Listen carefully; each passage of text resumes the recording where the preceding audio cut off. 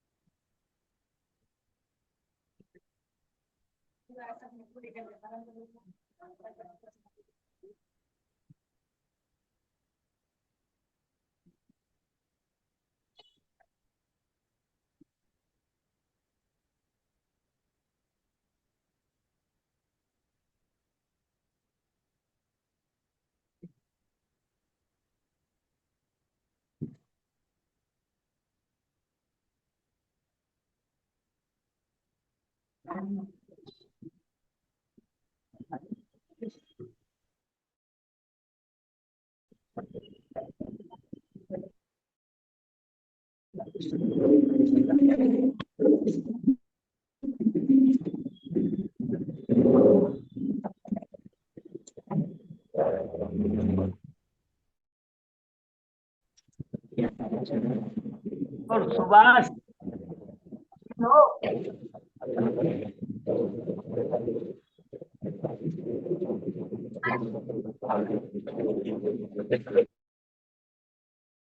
में हो, बस में? अरे बोलो बोलो कुछ। बस में हो क्या? हाँ हाँ। बस चलाते चलाते मीटिंग अटेंड कर रहे हो? स्टार्ट कर सकते हैं। कंडो सर टिकट। चलो आ गया, शुरू हो गया। हाँ शुरू हो कब गया चालू हो रहा है? मीटिंग अभी, तुरंत तुरंत हाँ। तुरंत। सभी एग्जाम कस्टमर से रिक्वेस्ट है, कुमार जी कैसे सभी मोबाइल अनम्यूट करो, पहले हो? म्यूट म्यूट कर दो सब लोग। मीटिंग अभी 2 मिनट में चालू होंगे, सभी अनम्यूट म्यूट करो सब लोग प्लीज। ओके जब बात करना है ना फिर बता। ओके। आज अपने बीच में एडवोकेट शगुन गुप्ता अपने को सभी सवाल जवाब का इंसिडेंट के बारे में बताने के लिए आ चुकी है। आपका जो भी सवाल रहेगा, आपका जो भी सवाल रहेगा इंसल्ट के बारे में और कुछ भी कंसल्टेंट के बारे में, उसके साथ साथ में अपने साथ में मनोज जैन भी है। मनोज जैन और शिवांग जो कंपनी सेक्रेटरी है, और मनोज जैन आरपी है। ये सभी लोग इंसल्ट के बारे में जानकारी देंगे। आप लोग का कुछ प्रश्न रहेगा रेस कर दो, जवाब देंगे। उससे पहले मैं साथ में लड्डू मिठाई भी है। विशूचं काय ऐकत नाही ना? विशूचं काय ऐकत नाही ना? हाँ, तो मैं mic hand over to Shagun Gupta advocate. आज का मीटिंग चालू करने वाले सभी लोग ध्यान से सुनो, सवाल जवाब रहेगा, आप लोग पूछ सकते हो, जवाब मिलेगा। और सपोज कभी इन बिटवीन जब कट गया तुरंत ज्वाइन करेंगे आप लोग। जरा डिस्कस नॉलेज, मतलब पहली बार जो मीटिंग कर रहा मैं भी, इतना अनुभव नहीं है मुझे। Thank you. Over to Shagun Gupta advocate. Hello everyone. ये जो मीटिंग है इसका पर्पस ओनली है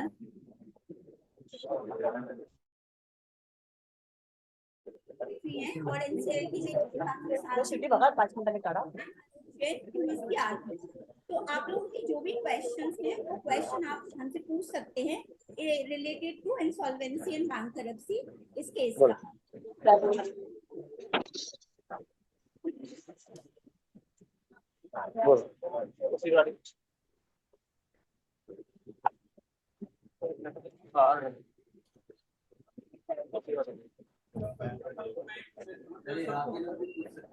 सब लोगों को पता है कि क्या हुआ है, ये सबको पता है क्या? और फिर वो कैसे मिलेगा वो भी पता है क्या किसी को? सबको पता है। पहले तो मैम ये एक्सप्लेन कर दे कि क्या हुआ है बिल्डर के साथ।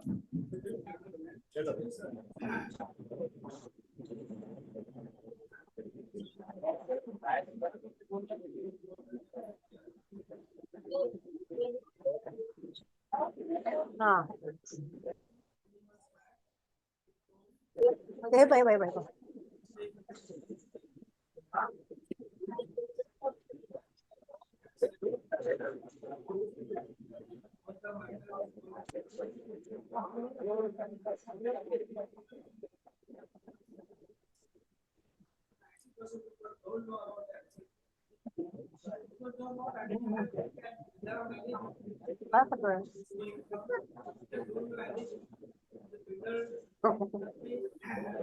हेलो हेलो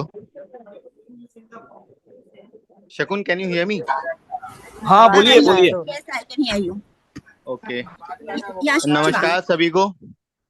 मैं Shivank, you can turn the video. मैं शकुन की टीम का मेंबर हूँ। Shivank, you can turn the video. I will turn it on in 5 minutes, Shakun, if you Oh yeah, it's perfectly fine. don't mind. Oh yeah, it's perfectly fine. Mic on करून ठेवलाय ना। हाँ,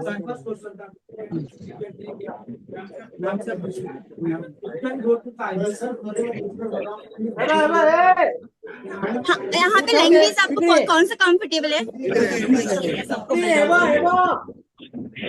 okay, अगर जिसको हिंदी समझ में नहीं आती है वो इंग्लिश में पूछ सकता है। हाँ, IBCP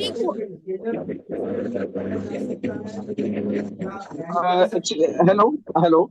The people who are not talking can please go on mute actually because there is a lot of disturbance. हाँ, तो इसमें 3 लोग जा सकते हैं। एक ऑपरेशनल क्रेडिटर जा सकते हैं, दूसरा ऑपरेशनल क्रेडिटर्स जो होती हैं जिनका कोई भी तरीके का लेन देन होता है बैंक को छोड़ के और होम बायर को छोड़ के। आपके केस में फाइनेंशियल क्रेडिटर 2 ही होंगे इसमें। एक होम बायर्स हैं, home buyers unsecured financial creditors होते हैं, और जो बैंकर्स होंगे जिन्होंने उनको फंडिंग या तो NBFC हो सकती है होगी, उसमें या तो NBFC हो सकती है और बैंक हो सकती है, तो वो होंगे सिक्योर फाइनेंशियल क्रेडिटर्स। तो 3 लोग इसमें फाइल कर सकते हैं। एक ऑपरेशनल क्रेडिटर होंगे जिनसे वो कंक्रीट लेते होंगे या किसी भी टाइप का ट्रांजैक्शन होता है, वो ऑपरेशनल क्रेडिटर होंगे। रिमेनिंग 2 फाइनेंशियल क्रेडिटर्स होंगे। तो हम तो इसमें इनके पास में जो सेक्शन 9 की पिटीशन फाइल हुई थी उसमें ऑपरेशनल क्रेडिटर्स ने फाइल की थी। ऑपरेशनल क्रेडिटर की पिटीशन एप्लीकेशन क्या है? उसका मतलब ये होता है कि इनका अभी बिल्डर का जो ऑपरेशन है वो स्टॉप हो जाएगा, बिल्डर कोई काम नहीं कर सकते हैं, और बिल्डर का ये इंसॉल्वेंसी मतलब बैंकरप्ट हो गए हैं, मतलब होने के लिए इनिशिएट करने की जो हाँ वो प्रक्रिया है वो शुरू करने के लिए इनिशिएट किया गया है। तो वो उस स्टेज पे थे जिन्होंने अभी आपको रिसेंटली बोला है कि उन्होंने फाइल किया है सबमिशन सेक्शन 12 का कि सेटलमेंट हुआ है। लेकिन जब भी बैंकरप्सी की एप्लीकेशन होती है यहाँ पे मतलब सबमिट होती है, उसके 3 दिन के अंदर जो यहाँ पे आरती थे अनाउंसमेंट करना जरूरी है कि आपके केस में अभी तक कोई पब्लिक अनाउंसमेंट नहीं है। और फिर एक मिनट, शिविक हेलो, हाँ जी, शिविक आई देयर? हाँ जी। शकुन, आपकी आवाज कम आ रही है, बाकी लोगों का भी अनम्यूट है ना, तो सबकी आवाज मिक्स आ रही है। मेरी रिक्वेस्ट है सब लोग म्यूट कर लेंगे। सब लोग म्यूट कीजिए प्लीज। होस्ट के पास एक्सेस है, उनको बोलिए सबको म्यूट करने के लिए। वीडियो दिखाओ, वीडियो। शिविक को वीडियो आप शेयर करेंगे क्या?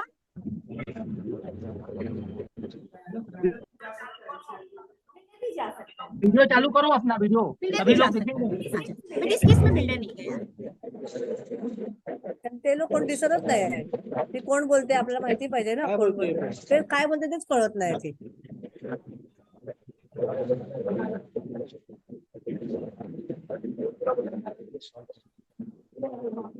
ते गॅस बंद कर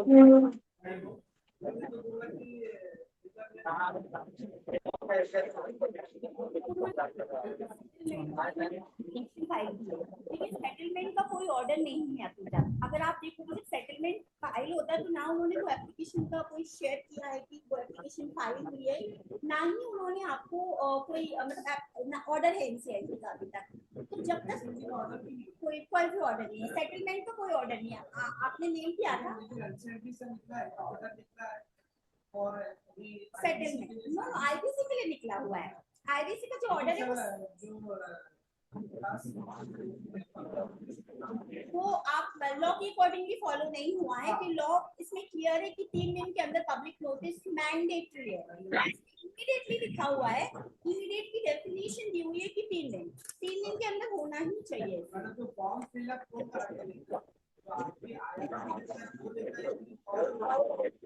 ओनली आईआरटी, बिल्डर इसमें कुछ नहीं कर सकता। वो कंप्लीटली इलीगल है, ऐसा कोई लॉ में कोई प्रोसीजर नहीं है।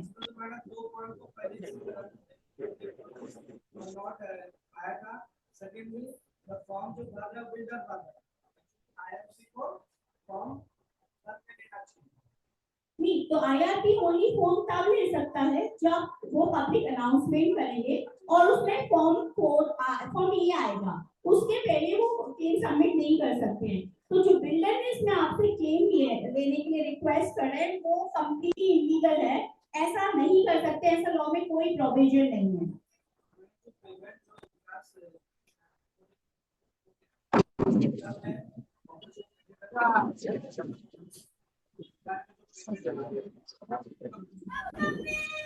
उसका उन्होंने लिंक पे आपको दिया है कि I had filed a section 12 application.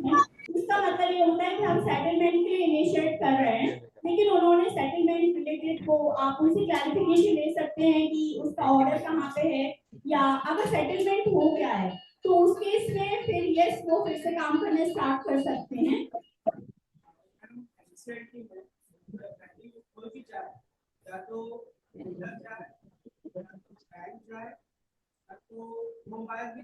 आवाज नहीं आ रही है आपकी, आवाज नहीं आ रही है, आवाज चालू करो।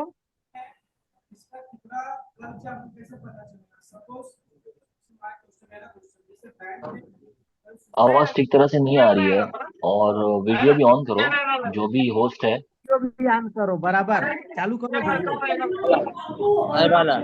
जो भी होस्ट है या उनको हमने देखना है कौन बात कर रहा है, कौन वकील है, क्या है, हम लोग को देखना है।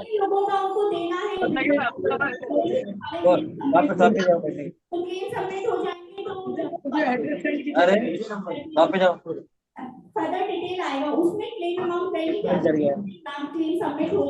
मैडम जी हमें आपको देखना है, आप कौन वकील हो, कौन बात कर रहा है।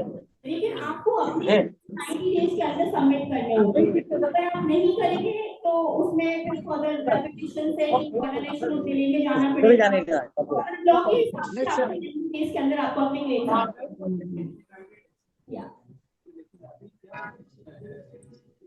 इस केस में पब्लिश भी नहीं हुआ है नोटिस। ओके मैडम, अभी ओके ठीक है, अभी सारे लोग ने म्यूट कर दो प्लीज, एक तरह से ध्यान लगा के सुनना है। राहुल सर ने लिया था, सिर्फ 15 मिनट के लिए लिया था, उसमें कोई कस्टमर को बात करने दिया नहीं। हमने मैसेज भेजा था हम लोग को बात करना है, सवाल जवाब करना है, लेकिन वो चांस नहीं मिला। उसके बाद हमने अल्टरनेट मैसेज भेज दिया सेकंड डे, जो भी रिजर्व बैंक के अथॉरिटी से, बाबा कल जो मीटिंग हुआ हम लोग को समझ में नहीं आया एसएलटी के बारे में, हमने स्पेशली उनको बोला था हमको मीटिंग लेके मीटिंग लेके समझो हम लोग, लेकिन वहां से रेस्पॉन्स आया नहीं। लेकिन जब वो विकास किया था कि हमने ऑर्डर पढ़ा सब जैसा एनसीएलटी का, में तो टाइटल कंपनी ने क्लेम किया है 38 करोड़ का बैलेंस था। में हमने विकास किया साथी उन्होंने सीधा सीधा बताया अभी क्लेम फॉर्म भरने का जरूरत नहीं है, पब्लिक अनाउंसमेंट होने के बाद ही भरो। लेकिन बिल्डर के कुछ आदमी प्रेशर कर रहे, बिल्डर के वीडियो भेजना हम लोग को, ये अपना कोर्ट में गया केस, आप लोग क्लेम फॉर्म भरो तो ही मिलेगा, इस तरह दबाव डाल रहे। और दूसरी बात, एक कॉल सेंटर से रेगुलर फोन आता है हम लोग को, जितना बायर्स लोग है फोन करते हैं, तो आपका फ्लैट नंबर ये है, ये फ्लैट नंबर है, ये बिल्डर ने हमको बताया ये करने के लिए। जब हम उनको पूछते हैं फोन करके, वो बोलते हैं हमको कुछ भी नहीं मालूम, एबीसीडी नहीं मालूम, ये हम थर्ड पार्टी है, हम लोग थर्ड पार्टी पूछना है सानपड़ ऑफिस में जाके पूछे।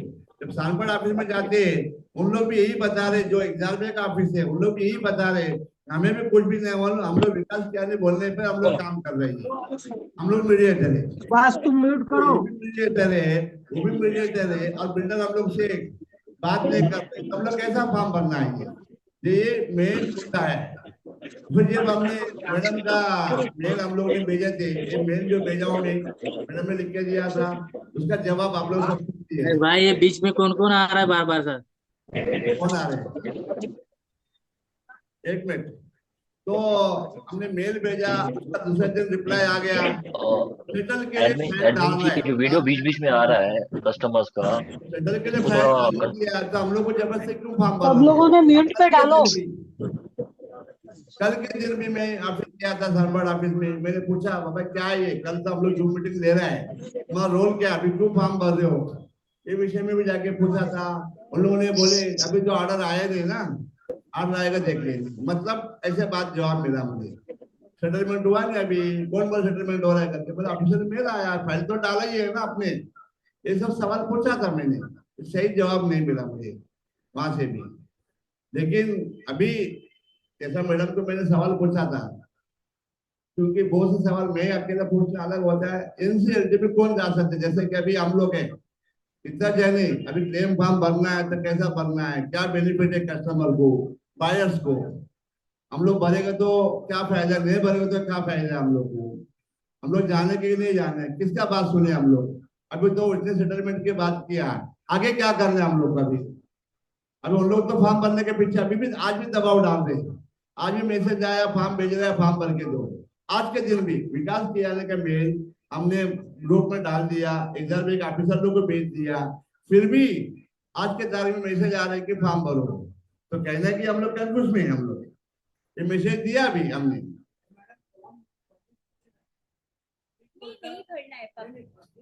सर जी आप माइक में बात करो तो अच्छा रहेगा, जरा आगे बात करो तो अच्छा रहेगा जरा।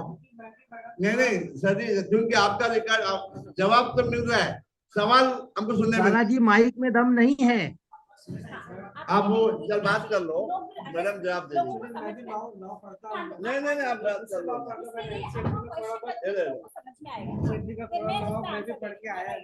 लाला जी आपके माइक का आवाज बराबर नहीं है।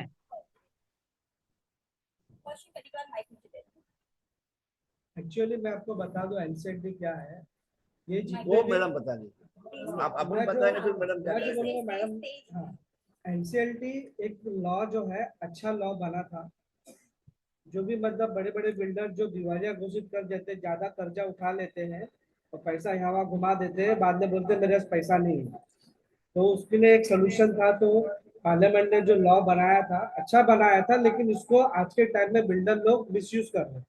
जैसे डाउरी हैरेसमेंट 498 का केस है, वो बना था अच्छे के लिए, जैसे लेकिन उसको मिसयूज हो रहा है।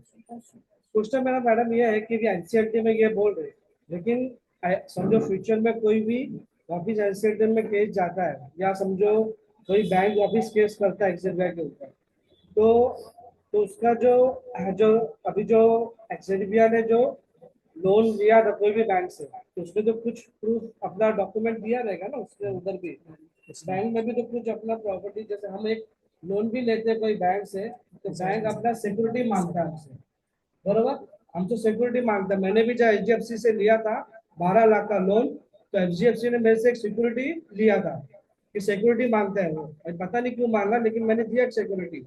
तो जब बिल्डर ने भी जब लोन लिया रहेगा कोई से बैंक से, तो उसने भी सिक्योरिटी मैडम दिया रहेगा ना बैंक में। हाँ, आपका जो जमीन है प्रोजेक्ट फंडिंग है इसमें, तो वो पूरा इंटायर प्रोजेक्ट ही मॉर्गेज है, इसका मतलब ये है। अभी वो तो मैडम कल बैंक तो अभी आया नहीं, एनसीएलटी में फर्स्ट ऑपरेशन क्रेडिटर आया। तो बैंक का, क्योंकि बैंक का क्लेम में बैंक को प्रॉब्लम नहीं होगा, जिसको क्लेम रिलेटेड क्लेम नहीं मिल रहे हैं, वो जिनके पैसे टाइम पे नहीं आ रहे, वो ही अप्रोच करेगा एनसीएलटी को।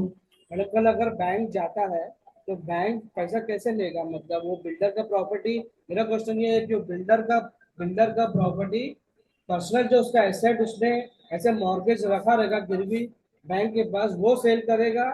क्योंकि madam NCLT mostly lead to the liquidation, ऐसा देखा गया है। मतलब ज्यादातर ऐसे देखा गया है लिक्विडेशन में जाता है, या हमारा जो घर बना है उसको सेल करके अपना पैसा रिकवरी करेगा बैंक वाला। मुझे उसमें आपसे अभी तक आपका घर बना नहीं है, जब आपने जो भी ये यहाँ पे घर लिया था, आप उसका एग्रीमेंट देखेंगे तो उसमें लिखा रहेगा कि इसमें इस पर्टिकुलर पर्सन से जो भी उन्होंने प्रोजेक्ट फंडिंग लिया है और उनसे इन्होंने एनओसी ली हुई है, तो फर्स्ट उसका हाइपोथेकेशन माना जाएगा जिस भी बैंक ने और एनबीएफसी ने उनको बैंक को फंडिंग की होगी। आपके पास ओनली अभी आपका होगा sale agreement, right? Sale deed नहीं है आपकी, तो सेल डीड नहीं है तो और अभी आप टाइम टू टाइम दे रहे हैं, तो अल्टीमेटली वो प्रोजेक्ट पे फर्स्ट राइट बैंकर्स का बनता है। तो बैंकर्स का मैडम उसमें एक्चुअली पहले तो हेलो 7 से ना 8 साल हो गया, उसने अभी तक किसको भी एक भी फ्लैट हैंड ओवर नहीं शकुन, हेलो शकुन, हेलो शकुन, हाँ लोग अपना म्यूट रखो, म्यूट। सर, जो आपका क्वेश्चन है बैंक का, वो बहुत ही सही क्वेश्चन है, क्योंकि एक तरीके क्रेडिटर नहीं होते, कई तरीके क्रेडिटर होते हैं। बट ये प्रॉब्लम सुप्रीम कोर्ट ने समझी थी आज से 3 साल पहले, और एक लॉ लेके आए थे जिनके पास रियल स्टेट के प्रोजेक्ट्स होंगे। हेलो सर, वॉइस आ रही है आपको? जहाँ से आवाज आ रही है ना माइक में। आ रहा है शिवांग जी, आपका आवाज आ रहा है। एक्चुअली इसमें पहला ये जो बोल रहे हैं ना, ये बोलना चाह रहे हैं कि पहले से बैंक अगर कोई भी आईबीसी का केस करता है। उनका बात हाँ शकुन, कैन यू हियर मी शकुन? Yes, I can hear you. हाँ, तो सर जो आपका क्वेश्चन है उसका जो शकुन ने रिस्पांस दिया है वो बहुत सही रिस्पांस दिया है। बट ये प्रॉब्लम भी सुप्रीम कोर्ट ने समझी थी, तो एक लॉ लेके आए थे कि होम बायर के मैटर में जिनको ये अलॉटी होते हैं, जो यूनिट होल्डर्स होते हैं, उसके मैटर्स में आपको सेम फुटिंग दी जाएगी, आपका जीरो नहीं होगा। उसका एक रीजन है, क्योंकि आपने एग्रीमेंट जो करा है वो एग्रीमेंट आपने कॉमर्शियल टर्म्स, आपको उनसे बिजनेस नहीं कर रहे हैं, आप उनसे कोई ऑपरेशंस नहीं कर रहे हैं, आपने उनको पैसे दिए, आपने इन्वेस्ट करा है, तो इन्वेस्टमेंट का रिटर्न मिलना चाहिए। तो रिटर्न में आपको पैसा नहीं मिलेगा, आपको यूनिट मिलेगी कंप्लीट। तो अगर कल को इस फ्यूचर में मान के चलते हैं कि इसमें कोई भी एप्लीकेशन लगाता हो, चाहे वो ऑपरेशनल क्रेडिटर लगाता हो, कोई बैंक लगाती हो, या हम लगाते हो, बट जो सीओसी फॉर्म होगी, जो एक 30 दिन के अंदर सीओसी इनकॉर्पोरेट होती है, सीओसी फॉर्म होती है, उस सीओसी में अगर हम एडमिट हो गए, होम बायर होते हैं, जैसे मानते हैं कि 1500 यूनिट होल्डर हैं इस प्रोजेक्ट में, तो अगर 1500 यूनिट होल्डर्स ने अपने क्लेम दिए, तो इस 1500 क्लेम्स के बेसिस पे आपकी एक परसेंटेज निकलेगी, उस परसेंटेज में आपका एक वोटिंग राइट बन जाएगा, उस वोटिंग राइट के बेसिस पे आप इस प्रोसेस को आगे बढ़ाएंगे। जो भी कल को इसमें बिडिंग करता है कि इस प्रोजेक्ट को मैं कंप्लीट करूंगा, मैं एग्जांपल लेता हूं, अदानी आ जाता है, अदानी बोलता है कि मैं इस प्रोजेक्ट को कंप्लीट करूंगा, तो वो जब कंप्लीट करेगा तो बैंक को पैसा देगा, आपको आपकी फ्लैट्स देगा। इसमें ऐसा नहीं होगा कि फ्लैट आपका जीरो हो जाए और बैंक का सब पैसा चले जाए, इस केस में ऐसे नहीं होता है। अपना चेहरा तो दिखाओ, ऐसे ही खाली बात कर रहे हो। जैसे ट्रेडर होम बायर तो हो जाते हैं, लेकिन सर उसका राइट बहुत थोड़ा होता है, और मोस्टली जो बैंकर रहते हैं उनका जो राइट ज्यादा होता है मोस्टली, जो फर्स्ट पेमेंट वो बैंकर ही लेके चले जाता है सादा, और जो होम बायर को देखा गया कि बहुत कम मिलता है उसमें। सर इसमें क्या है, जो आप बात कह रहे हो वो नॉर्मल केस में होता है, बट जब जो रियल स्टेट प्रोजेक्ट होते हैं, रियल स्टेट प्रोजेक्ट में मैं आपको एग्जांपल देता हूं कि अगर अभी आप चेयर पे 3 जने बैठे हैं, शकुन बैंक की तरफ से, आप दोनों 1600 लोगों की तरफ से हैं, और शकुन के पास 40% है, आपके पास 60% है। तो मैं अदानी हूं, मैं प्लान डालता हूं, मैं कहता हूं इस प्रोजेक्ट को मैं बनाऊंगा, शकुन के 40 रुपए मैं दे दूंगा, आपके 60 रुपए के बदले मैं आपको रुपए नहीं दूंगा, आपको फ्लैट्स मिलेंगे।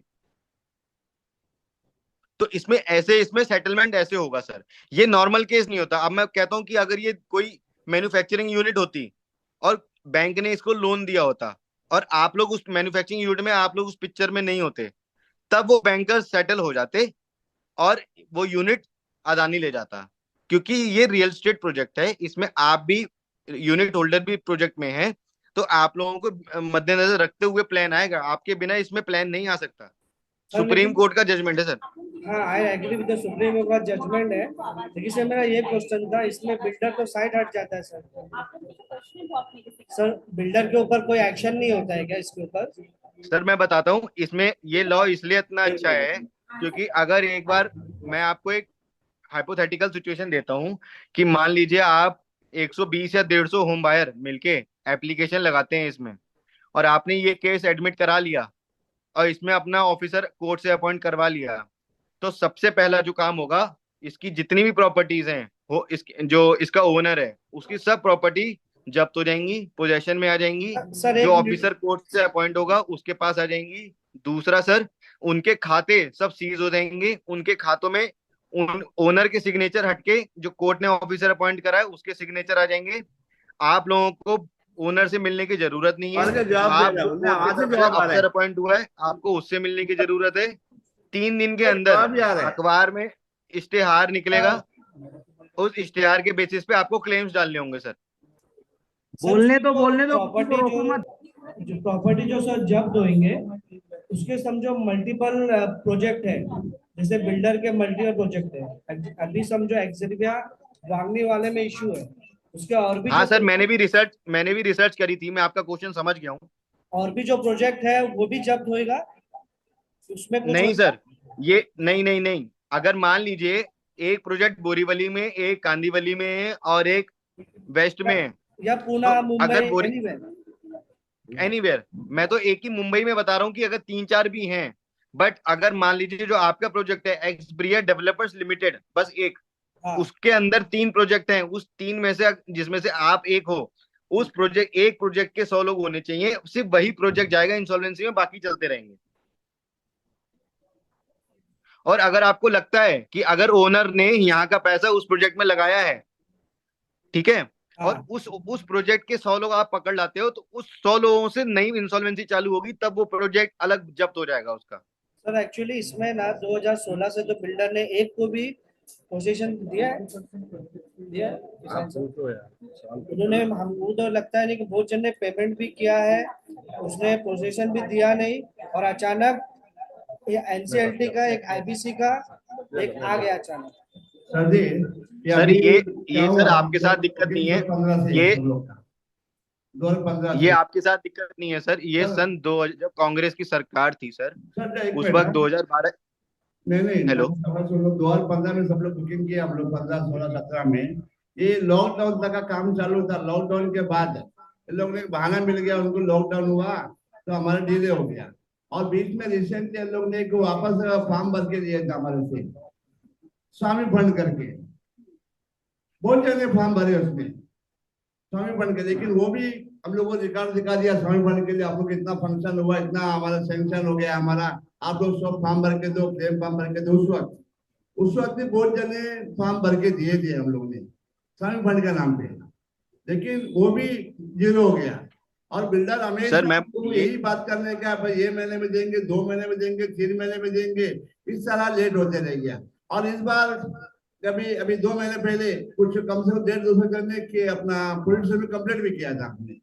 कंप्लेंट करने के बाद बहुत देने के बाद वो बिल्डर ने एक ही बात किया था, अभी हम लोग अगले महीने से काम चालू करेंगे, ये नया बिल्डर आया, वाया वाया बताया, पुलिस के सामने बात हो गई। बात ये नेरल पुलिस में कुछ लोग कंप्लेंट किए थे, हम लोग भी किए थे, उधर पता है कि अभी हम लोग 10 दिन में जवाब देंगे। लेकिन वो जो कंप्लेंट के बहाने वो कुछ भी हो, उसने जवाब तो दिया ही नहीं हमको वापस, डायरेक्ट एनसीएलटी में गया वो। ये हम लोग को अंधेरे में रखा है ये सर। सर मैं आपको थोड़ी सी इस पे लाइट डालना चाहता हूँ। देखिए आप इसको मान के चलिए आप इंसॉल्वेंसी में लेके नहीं जाते हैं। अभी अभी यहाँ पे 62 लोग हैं कॉल पे, ठीक है। अभी बार आप 62 और जोड़ लोगे, मैं 150 मान के चलता हूँ। आप अभी यहाँ से कॉल कट कर दोगे, आप 62 लोगों से जाके मिलोगे, सबकी सहमति मिलेगी और आप कहते हो हम नहीं जाते इंसॉल्वेंसी, ठीक है। अब मैं एक बार भूल जाता हूँ कि हम भी नहीं है पिक्चर, मैं भी नहीं हूँ, शकुन भी नहीं है। इसके अलावा जब आप प्रोजेक्ट की बात करते हैं, 2019 से लेके आज 24 हो गई है। अब इस विकल्प के अलावा आपके पास क्या विकल्प बचता है? आपके पास एफआईआर बचती है, ठीक है, क्रिमिनल केस बनता है, 420 का केस बनता है। इसमें जो अधिकारी लोग होते हैं सर, वो बिकने के लिए रेडी रहते हैं। आप एफआईआर कराएंगे, 1 हफ्ते के लिए एक्शन होगा, उसके बाद वो बिक जाएंगे। आपकी सिचुएशन ये हर 6 महीने में सेम ही रहेगी सर। अब इस केस में क्या है, अगर आपने आईबीसी चुना, आईबीसी चुनने के बेसिस पे ये पहले या तो कुड़क घोषित हो जाएंगे, ठीक है। एक प्रोसेस चालू हो जाएगा कि भैया ये जो ओनर है ये कुड़क है, इस प्रोजेक्ट को मोरेटोरियम में डालो, जो जैसा है वैसा ही रहेगा। कोर्ट की तरफ से एक ऑफिसर अपॉइंट होगा, वो ऑफिसर सब कुछ जब्त करके अपने पोजेशन में रखेगा टेम्परेरी टाइम के लिए, और इस प्रोजेक्ट को एक मीटिंग बैठाई जाएगी। बैंकर हैं तो बैंकर आएंगे, आप लोग हैं तो आप लोग आएंगे, और उस बेसिस पे ये प्रोजेक्ट 6 से 12 महीने चलेगा। 12 के बाद एक्सटेंशन होती है तो मान ली के चलिए 18 महीने चलेगा। आपके डिसीजन के ऊपर, आप चाहते हो इसमें अदानी है, अदानी आएगा, इसमें आपका होगा कोई मुंबई का बहुत बड़ा बिल्डर है वो आए, आप बोलते हो ओबराय रियल्टी आए तो ओबराय रियल्टी आए। वो जो प्लान देगा वो प्लान ऐसे ही अप्रूव नहीं होगा सर, आपसे मीटिंग होगी, आपसे डिस्कशन होगा, आपके पॉइंट सुने जाएंगे। अगर आपकी सहमति होगी तो वो आगे बढ़ पाएगा। क्यों? उस प्लान पे वोटिंग आपकी होगी, बैंकर की होगी, कोर्ट की नहीं होगी, ना ही ओनर की होगी। तो अगर आपकी सहमति होगी तो वो खरीद पाएगा, नहीं तो नहीं खरीद पाएगा सर। सर हमारे क्वेश्चन है, जैसा हम लोग वोटिंग लिस्ट में हम लोग का परसेंटेज ज्यादा जाना चाहिए बायर्स का, बराबर ना सर। एग्जांपल अभी हमारे टोटल अप्रोक्सीमेट 6000 फ्लैट्स है उधर, 45 बिल्डिंग है, 45 से 50 बिल्डिंग है, 6000 बायर्स है, इतना मालूम है हमको। लेकिन उतने लिस्ट हम लोग कैसे मिलेगा? हमको लिस्ट तो देगा नहीं, समझो वोटिंग भी करना है हम लोग को। हमारा जैसे परसेंटेज पता है 66%, 65% वोटिंग भी करना है, तो हमारे पास लिस्ट तो होना जरूरी है। लिस्ट नहीं रहेंगे तो हम लोग वोटिंग कैसे करेंगे सर? क्योंकि बिल्डर तो लिस्ट तैयार नहीं है। अभी आप लोग कितने लोग हैं जो एसोसिएटेड है एक साथ? सर अभी हमारा पास एग्जांपल बता रहा हूँ, ऐसा व्हाट्सएप ग्रुप 4-5 है, सब ग्रुप में मिलेंगे हम लोग 1500 के ऊपर नहीं जाएंगे। कितने ऊपर से नहीं आएंगे? 1500 के ऊपर नहीं जाएंगे हम लोग। 1500? 4-5 ग्रुप हम लोग का इंडिविजुअल, सब लोग भी मिलेंगे तो 1500 के ऊपर नहीं जाएंगे हम लोग। इस विषय में 1500 बोल रहे हैं आप? 1500 बोल रहे हैं? हाँ सर, सब लोग मिलाएंगे जब हम लोग। उसके अंदर भी कुछ लोग क्या फॉर्म भरो, कुछ मत भरो, उसमें कुछ बिल्डर लोग आदमी लोग के फॉर्म भरने का प्रेशर कर रहा है, कुछ नहीं भरने का प्रेशर। हमारा पास यूनिटी नहीं है इनडायरेक्ट, तो हम लोग क्या कर सकते हैं? एक चीज है, देखिए अगर आप लोगों को मतलब देखिए आप, हम भी मिडिल क्लास ही हैं, हम लोग एडवोकेट्स हैं, हम लोग भी सर कमाते हैं और हम भी इन्वेस्टमेंट ही करते हैं। आप में हमें बस इतना फर्क है कि हम लोग कागज पढ़ के कर लेते हैं, आप भी पढ़ते हो, मगर आप लोग सीधे लोग हो, आप समझते नहीं हो कि सामने वाला कैसे फंसा रहा है। हमें फंसाने में समय लग जाता है सामने वाले को। मेरी आपसे बस एक ही गुजारिश है, अगर आप लोगों में एकता है, यूनिटी है, अगर 1400-1500 लोग इकट्ठे हैं तो सर बहुत चीजें बदल सकते हैं आप अगले 3 या 4 महीने के अंदर। हम लोग प्रेम कर सकते हैं, कैसा करना हम लोग सर 3 से 4 महीने के अंदर बहुत सारी चीजें बदल जाएंगी। मेरी अभी जो टीम बैठी है, अभी शकुन है जो हमें लीड कर रही है। मैं एग्जांपल बता रहा हूँ, मैं जैसे 45 बिल्डिंग है, एग्जांपल बता रहा हूँ। 45 बिल्डिंग के अंदर सपोज एक बिल्डिंग है, एक बिल्डिंग वाला अप्रोक्सीमेट 156-160 जन रहेंगे फ्लोर में, एक बिल्डिंग में। सिंगल बिल्डिंग हम लोग क्लेम कर सकते हैं कि हम लोग इंडिविजुअल बिल्डिंग? नहीं सर, एक प्रोजेक्ट में अगर 6 टावर हैं और 6 टावर, एक टावर में 150 लोग हैं, टोटल 45 टावर है, 45 से 50 है। क्योंकि हमारे पास जो लिस्ट है, जिसके हिसाब से कोई बिल्डिंग में 10 जन है, कोई बिल्डिंग में 5 जन है, हमारा ग्रुप जुड़ा हुआ, बाकी लोग जुड़ा हुआ नहीं है, तो कॉन्ट्रैक्टर मिलने को तैयार नहीं है हमारे को ऐसा। सर मैं थोड़ा सा इसमें फिर से डिटेल करना चाहूंगा। एक प्रोजेक्ट में मान लीजिए आपका एक्सपीरिया एक प्रोजेक्ट है, ठीक है सर। बराबर। उस एक प्रोजेक्ट में 10 टावर हैं, एक टावर में 10 लोग रहते हैं, तो 10 टावर में 100 हो गए सर। बराबर। किसी की रजिस्ट्री नहीं हुई हो, सबके उधारी चल रही हो, पोजेशन पेंडिंग हो, मतलब रजिस्ट्री ना हो किसी की। ओके। जिनकी रजिस्ट्री हो गई है वो इस प्रोजेक्ट के पार्ट नहीं बनेंगे। सबका रजिस्ट्रेशन 90% रजिस्ट्रेशन हो गया सर। 100% रजिस्ट्रेशन हो चुका है। 90% रजिस्ट्रेशन हो चुका है बहुत जन का। और कितने लोग पेंडिंग है अभी? 90% रजिस्ट्रेशन हो गया, 70% बिल्डिंग का काम हुआ है।